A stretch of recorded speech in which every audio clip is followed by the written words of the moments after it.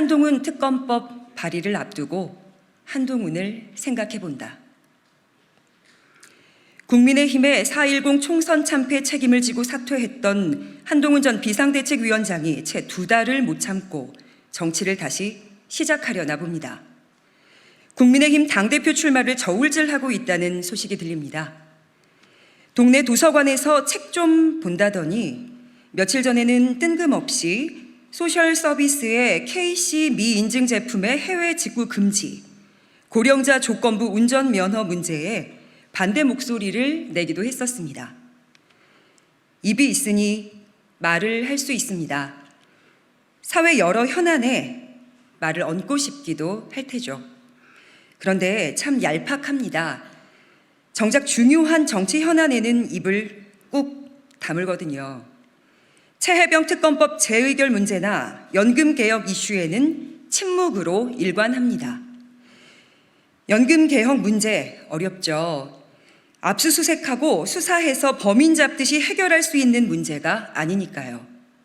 그런데 한 전 위원장이 좀 알만한 최혜병 특검법에 대해 한마디도 없는 건 왜일까요? 나도 윤석열 정부 비판할 줄 알아요. 이 정도는 보여주고 싶은데 윤석열 대통령과 각을 세우고 맞서기는 두렵기 때문일까요? 아니면 아직도 윤 대통령을 지지하고 있는 20%대의 지지층을 놓치는 것이 아쉽기 때문일까요? 조국혁신당은 내일 조국혁신당 1호 법안으로 한동훈 특검법을 발의합니다.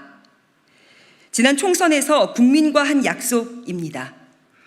검찰개혁을 위해 내딛는 첫 걸음이기도 합니다. 국민들께서 압도적으로 한동훈 특검 도입과 한 전 위원장과 관련된 여러 의혹에 대해 진실 규명을 바라고 있습니다.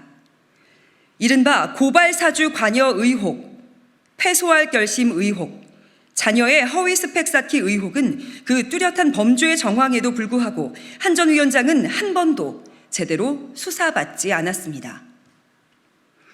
살아있는 권력 앞에 굴종한 수사기관은 수사의 중립성과 공정성에 대한 국민적 공분과 의혹을 증폭시켰습니다.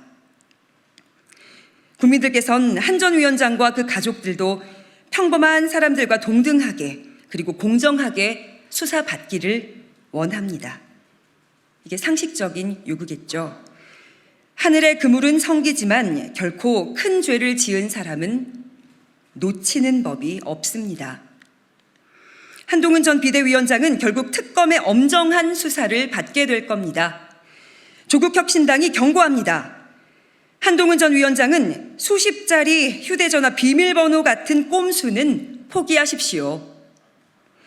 어지러운 언사로 수사당국을 우롱하지도 마십시오. 검사답게 당당하게 수사에 임하길 바랍니다.